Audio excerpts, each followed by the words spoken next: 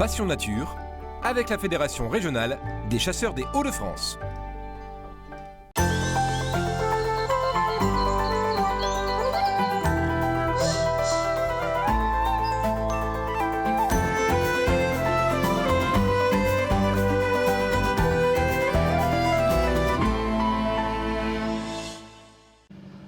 Bonjour à tous et bienvenue pour ce nouveau numéro de Passion Nature. Nous sommes sur l'eau pour ce numéro. Nous sommes sur la rivière Vesle, une rivière qui s'écoule grosso modo entre Chalon-sur-Marne et Soissons avec beaucoup de méandres. Et je suis avec Gaëtan et Frédéric pour piéger une drôle de bête qui s'appelle le ragondin ou le myocastor. Nous allons voir avec eux comment on peut les attraper, comment on peut préserver les berges et les cultures. Allons-y. On y va Fred, tu prends tout droit là-bas.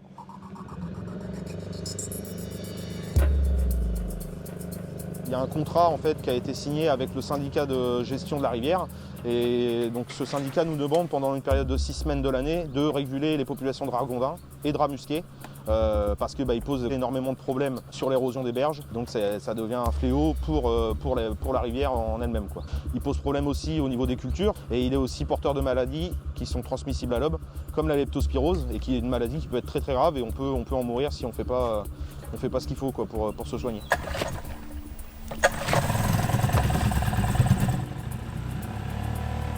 En général, on piège sur un secteur de 5 km.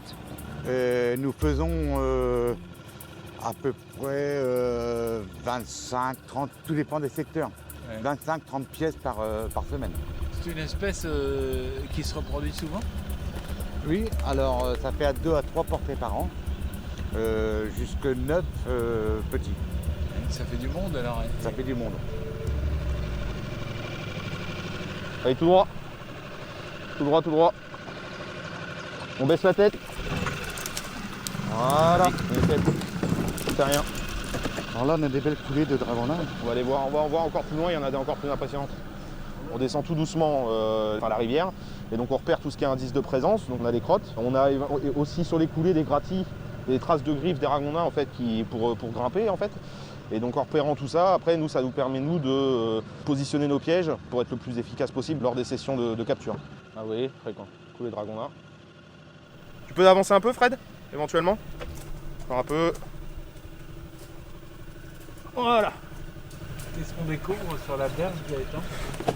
Alors là voilà, là vous avez une belle coulée de ragondins avec des crottes, même d'ailleurs toutes fraîches ici.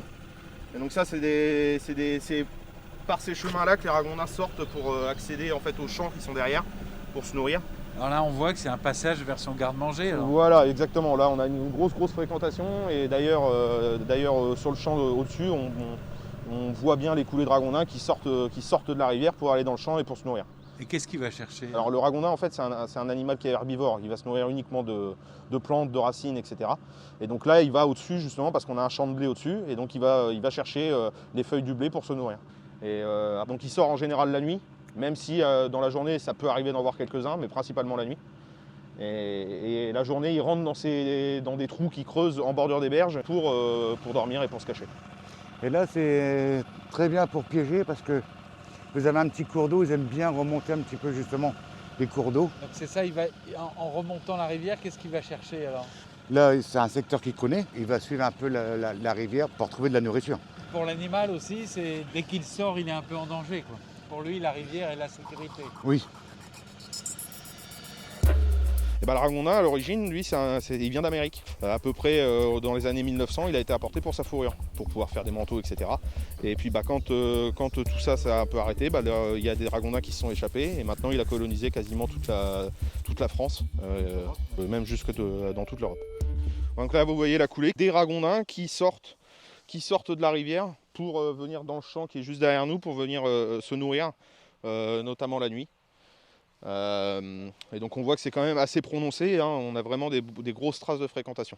Les dégâts sont plus voyants et plus importants sur tout ce qui est récolte sur tout ce qui est betterave et maïs. Parce que là il va carrément couper le pied de maïs ou carrément manger la betterave entièrement. Et donc là on peut avoir des ronds assez énormes de parcelles où il n'y a plus de betterave du tout. Donc là Fred, si tu veux bien la déclencher pour montrer le principe. Donc le ragondin il arrive. et puis il va marcher sur la petite... Voilà. Et donc là, il se trouvera capturé.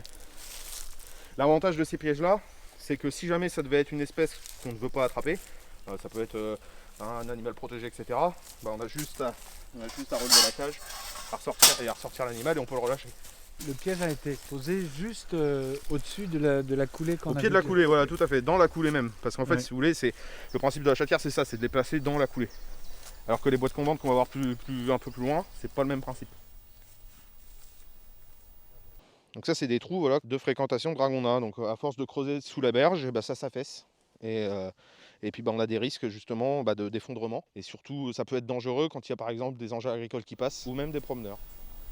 Donc le principe est un peu le même que la chatière, c'est-à-dire que le ragondin va monter dans la coulée qu'on voit ici pour aller accéder au champ. Et donc va être attiré par les pommes et en appuyant sur en appuyant sur la trappe, la cage va se déclencher, le ragondin va se retrouver capturé.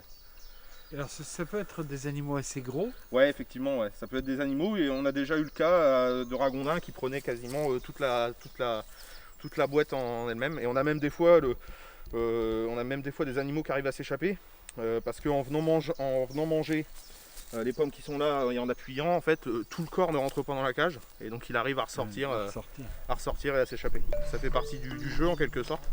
Voilà, quand ça se passe comme ça, bah, c'est l'animal qui a gagné et puis voilà. La suite de notre découverte du ragondin du myocastor, ça se passe ici, dans cette ferme de laine, une ferme pédagogique tenue par Elena et Thibaut. Ils élèvent et valorisent les myocastors, les ragondins. Allez, on va voir tout de suite comment ça se passe. Il y a un âne aussi. Bah là, il y a 12 hectares. Là. Ouais. 12 hectares, et puis bah, on n'a pas sorti tout encore. On sépare en deux parce qu'on fait deux petits lots, un lot qui a un peu plus à manger parce qu'ils sont en finition, et puis ça, c'est des vaches qui vont faire des veaux pendant l'année. Voilà. À côté de ce magnifique élevage de Salers, vous avez gardé les myocastors. C'est ça, exactement. On a gardé les myocastors parce que bah, ils étaient déjà là avant que moi j'arrive.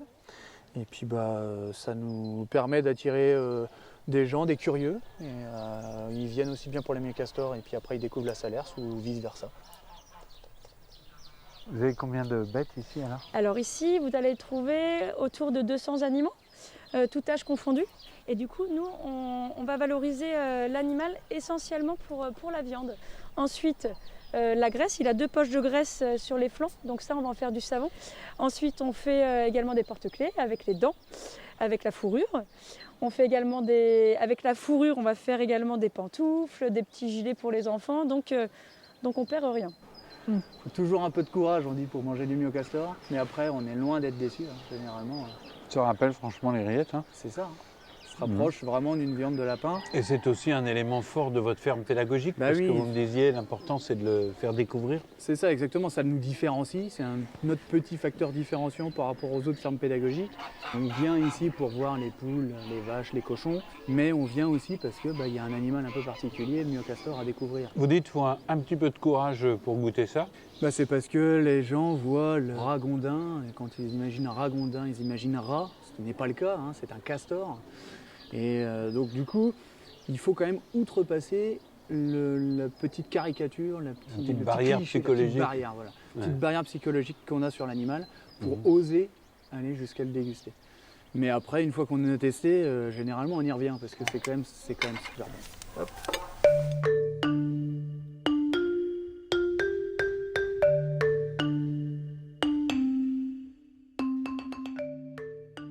Une hirondelle ne fait pas le printemps et cet oiseau risque de se faire de plus en plus rare.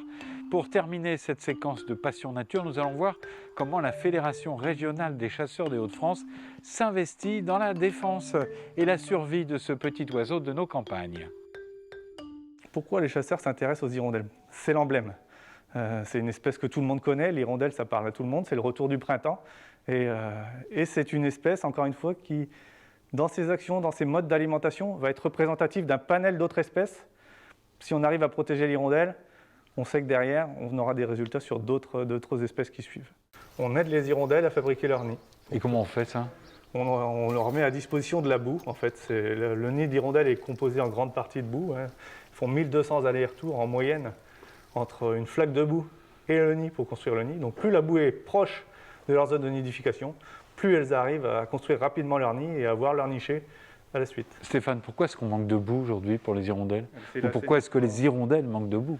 L'assainissement des communes, le changement climatique, voilà, la propreté, on cherche la propreté, donc tout ce qui est les zones un peu de mares, etc., ont tendance à disparaître. Et dans les communes, en pratique, les hirondelles n'ont plus accès à cette boue, elles doivent aller de plus en plus loin, et donc elles n'arrivent plus à construire leur nid. Donc l'année dernière, dans le département de l'Aisne, c'est 70 bacs qui ont été mis en place à l'échelle du département. Quand ils sont bien implantés, les résultats sont très impressionnants. On a des nuées d'hirondelles dans la même journée qui viennent construire leur nid. C'est fantastique. Alors on a parlé tout à l'heure de pédagogie, on va aller voir avec Robert le contenu de cette exposition, plus particulièrement destinée aux enfants, et vous allez voir, on va réapprendre ou apprendre plein de choses sur ces petits oiseaux menacés. C'est un jeu de plateau de base qui met en évidence la migration des hirondelles aussi bien de fenêtres que rustiques, donc de l'Afrique jusqu'en France. C'est essentiellement en effet sur les enfants qu'il faut agir, mais aussi les adultes. Mais en effet, les enfants sont les éco-citoyens de demain. Voilà. Donc les actions pédagogiques que l'on mène, j'espère, ne seront pas vaines dans l'avenir. Cette année, nous avons à peu près 17 classes dans le département de l'Aisne qui vont participer à une action pédagogique, ce qui correspond finalement à plus de 400 enfants qui seront sensibilisés justement à la découverte, notamment de l'hirondelle rustique et de l'hirondelle de fenêtre. On va jouer à apprendre à faire son nid aussi. Exactement. Le Ouais. principe, c'est de repartir le soir, enfin que l'enfant reparte le soir avec son nid, qu'il puisse ensuite aller le déposer ou le mettre avec ses parents, bien entendu, en coin de fenêtre si c'est pour les hirondelles de fenêtre, et d'aller éventuellement aussi le recenser. C'est aussi l'objectif sur un site qui est géré par la Fédération régionale des chasseurs, sur un nichoir dans mon jardin. Voilà, c'est devant ce bac à boue destiné aux hirondelles et installé au milieu du jardin de Nature Agora dans l'Aisne que l'on va se quitter. Ce Passion Nature se termine. Le 27 avril, peut-être à votre tour, pourrez-vous découvrir cette exposition sur les hirondelles. C'est en tous les cas tout le bonheur qu'on vous souhaite. Merci en tous les cas de nous avoir suivis. Merci à ceux qui ont aidé à préparer cette émission et merci à Jean Thomé de l'avoir réalisée. À bientôt pour un prochain Passion Nature.